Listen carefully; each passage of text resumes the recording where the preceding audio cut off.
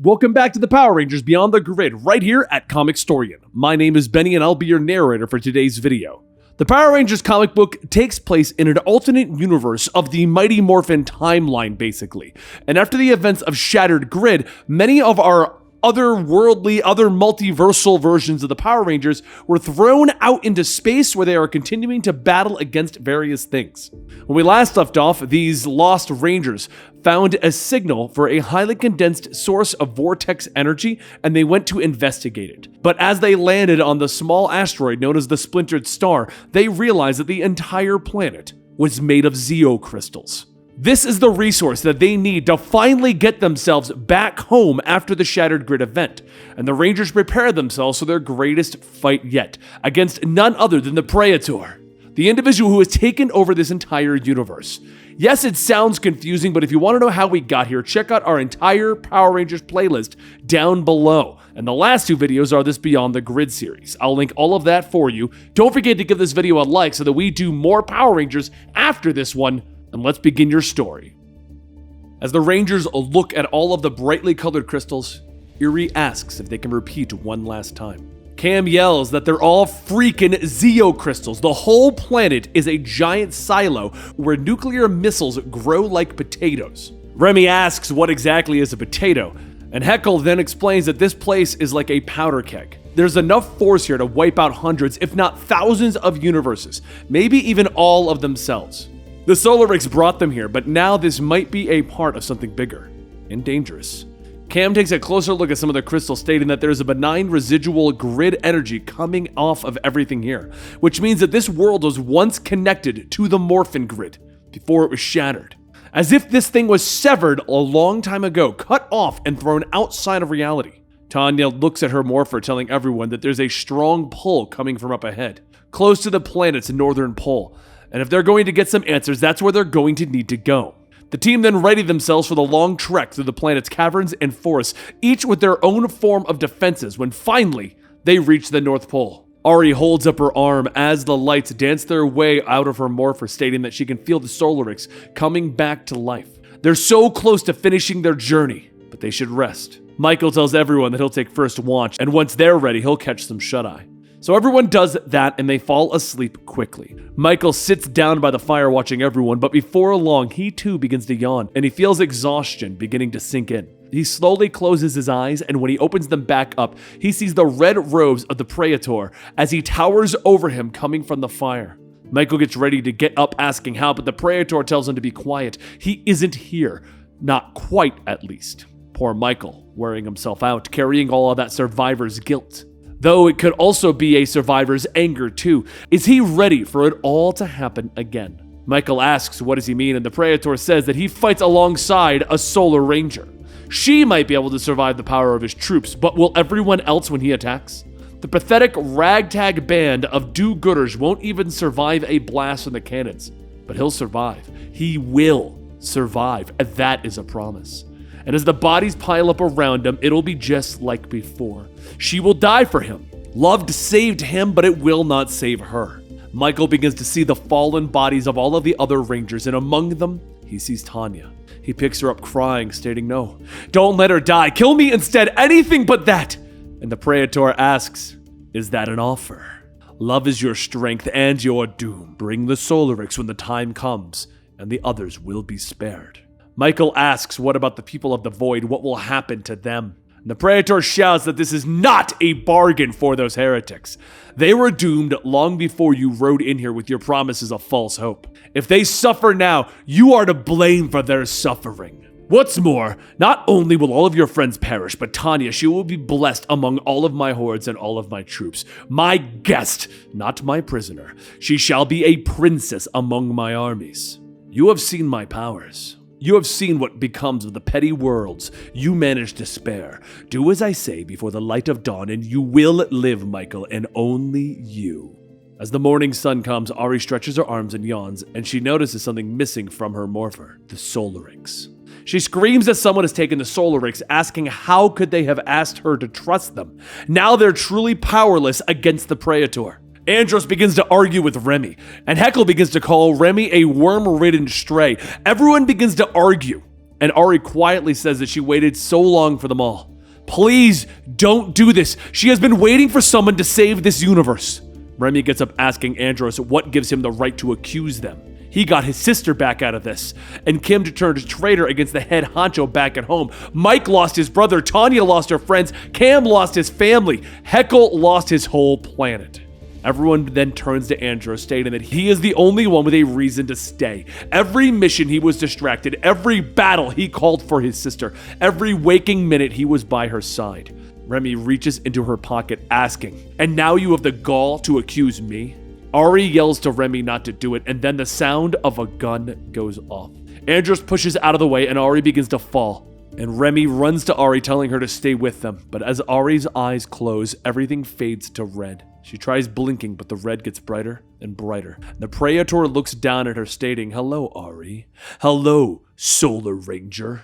You will aid me in getting the Solarix, though I must admit, I didn't think that I would find this planet. It was so secret, so desolate. The beasts, the traps, the poison mist designed to bring out your worst fears. Yet despite all of that, I feel that we should become allies. I was a fool not to offer my hand before now." Ari asks where are they, and the Praetor tells her that they are in his mind, and she asks if he's psychic. The Praetor laughs, stating, "That is the least of my powers. Without me, the Rangers would never have existed." Ari asks if he's a ranger. The Praetor laughs again, telling her, "No, I am no ranger. I am the Morphin Master. My people thought that we were the first to discover the true nature of the Morphin grid. While there were countless dimensions of reality, there was only one grid. We devoted ourselves to studying its unique singular nature. But soon we discovered that we were not the only ones who knew of the grid's power and how to access it. A great evil had found a way to tap the power of the grid in a manner that we had never experienced before. This evil was able to destroy planets with a mere crystal, a Zeo crystal. At great cost, the villain was defeated and the crystal hidden. Then we searched for its source through innumerable planes of existence until we found it. Her, a planet entirely made of Zeo crystals. We needed to find a means to remove the crystals without them harming the dimensions. We struggled, we tormented, we found a way to keep these crystals from the hands of those who would use them for evil. Until we found it. Her, a planet made entirely of Zeo crystals. We then needed to find a means to remove the crystals without harming the dimensions. We struggled, we tormented to find a way to keep these crystals from the hands who would use them for evil. But in every plan that was laid out, a flaw was found until one of us put words to the unspoken truth. That if we couldn't destroy the planet itself, we would only have one choice. We would sever this universe from the grid, allowing this universe a quick, lonely death, leaving the rest of the reality safe forever. The Morphin Masters valued life so much that we could not let the universe die alone, though. So one among us would share its fate. I volunteered. The Solarix, it was made to absorb every iota of Morphin energy to a singular point of space. Focused in the right place at the right time, it would become a knife. A blade sharp enough to sever this universe from the Morphin grid for all time. Before Ari could even ask a question, she hears the voices of everyone telling her to wake up. Michael kneels down, stating that he's sorry. It was him who took the Solarix. The Praetors told him to steal it. He said that he would spare them all, but he couldn't go through with it. Everyone, please forgive him. Ari gets up, telling him that it's okay. The Praetor came to her as well. But what he didn't realize was that she was looking into his head as well. There will be time for apologies later, but right now everyone needs to listen. So after she explained the Praetor's plot, Michael begins to cry, stating that this is all their fault. And Ari tells him no, it's not. Remember, the Praetor lies. What the Praetor wasn't stating between all of his flowery excuses was that he didn't come to this universe alone. He had rangers. The Praetor saw people of the Void fighting to live instead of just accepting their fate and became resentful of them. He offered them comfort, but when they rejected him, he deemed them not worthy of his sacrifice. The Rangers with him felt that the universe could be saved, that it could be connected to the grid once more, and that's why he wanted to destroy the Solarix, so that no one could open the door back to the Morphin grid. The Solarix wasn't meant to be a knife, it was meant to be the Morphin Master's parting gift, hope. Even though the Solarix wasn't fully charged, there is one way to unlock its power, but first, we have to break it. She lets go of the Solarix and then stomps on it, smashing it into several pieces. And then as she picks up the shards, she says that the Morphin Masters didn't want them to be alone. The 7 Solar Rangers came to help. They fought the Praetor and died by his hand to give them this moment. The Solarix isn't hers to give, it's theirs to share. Each Ranger takes a shard, placing it into their morphers, and just as they do, a blinding light begins to shine. Ari then asks, "Everyone, are you ready? Because it's Morphin time!" And over on the Praetor's ship, he screams in anger, shouting that if they reconnect the void, everything will be for nothing. The slaughter, the eons of loneliness. It wouldn't be for the mercy of death, but instead base murder. I am no murderer. I am a savior, and you will not take my legacy from me. But on the splintered star, Tanya tells Remy to hurry to the scout ship and head for Promethea. Bring back Grace and all of the unmorphed. Just then, there's a rumble and everyone turns to the sky and they see red as the Praetor and his armies descend upon them. And Kim yells that no one down here is impressed by the world's tiniest violin that he's got going for him. Soon the soldiers begin to crash, landing down around everyone, forcing the Rangers to fight. And as the soldiers fall, Ari jumps in the middle of the group, blasting everyone away, only to miss one. Heckle calls for her, but before she can react, she's struck from behind.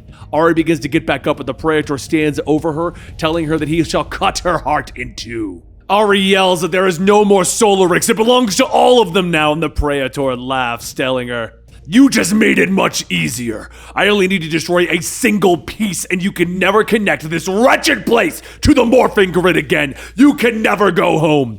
Don't you see? I offered you mercy." Ari shouts that he is still lying. He won't let anything live if he can't be the hero. He is nothing more than a vain old coward. Your 7 Rangers never lost faith, and now 7 more stand against you. This will be the day that the Praetor fell and the Rangers stood. And back on the Promethea, Cam radios in telling Torona that they figured it out. Long story, basically the Solarix was how the universe was cut off from the Morphin grid. The energy was never really destroyed, so he figured that. Torona then continues, stating that by redirecting the remaining energy from the Zeo crystal into a singular point, we might be able to reopen our connection to the Morphin grid. That's brilliant! Keep the Praetor busy while we run tests. Ari then says that she has an idea. All of their little animals, their Zords, Rangers with the energy of a shattered grid. All the power that the Rangers of this world should have. They can create the Zords they deserve. The Zords begin to take shape and the Praetor laughs, stating, "You're just using silly toys! I am a Morphin master!" While the Rangers begin to take down the enemy ships, Torona comes back on the comm stating that he has gone over the data. They're not going to like this. The Zeo crystal has the last remaining Morphin energy in the universe. The Solarix, in its current configuration, cannot handle the energy of the planet. If they get the Solarix back together and they focus a steady stream of Morphin energy into one location, it should be enough to reconnect them back to the grid. Kim asks how they're supposed to get the Solarix back together. And Cam asks her, "Well, what do you normally do with your Zords when the baddies get super big?" So Ari, one cool thing about Zords we haven't really told you yet, they're kind of, well, combinable. So all the Zords come together and they begin to piece themselves together to form a giant solar Zord, standing as tall as the Praetor. Taroni yells over the comms that that's it. Now channel the energy, and the solar Zord focuses its energy, firing it, piercing through the Praetor and into deep space. As the Praetor is swept into the light, he begins to yell, "No! It can't have been for nothing!" The energy intensifies, creating a giant hole, allowing the light on the other side to come in. Cam says that he could feel it. The universes, they're pulling themselves back together. They are reconnecting the Morphin grid. Grace radios in stating that she's not sure how long the door will open. They don't know what's on the other side. If Draken won, if none of their friends are still alive, it's time to say their goodbyes. The Rangers all begin handing back Ari the shards of the Solarix, and Ari asks, aren't they afraid the Zeo crystals will fall into the wrong hands now that everything is connected? Tanya tells her no, because they're in the right hands already, hers. Ari and Remy watch as the gateway slowly closes, leaving them alone, and Ari says they did it. They're a part of the grid again, and the universe feels alive. They can work with their allies and round up the Praetor's troops and some Rangers. Remy takes Ari by the hand, telling her that they never have to be alone again. As a Solar Ranger suit forms around Remy, Ari says that they need to find the others. There will be others. And while a new light shines on the universe known as the Void, the time-displaced Rangers all begin to be placed into their proper timelines again. They all begin to go home. But will they find each other again to face Draken? Will they remember this? What will they become when they're at their worst? They can try, and maybe it'll be enough. Yeah, they just have to believe that it'll be enough. And there you have it, the conclusion to Beyond the Grid. Now, honestly, we did it in 3 parts here, I think, maybe 4 parts here at Comicstorian. If you want to know, it's super confusing, I know, it's all over the place.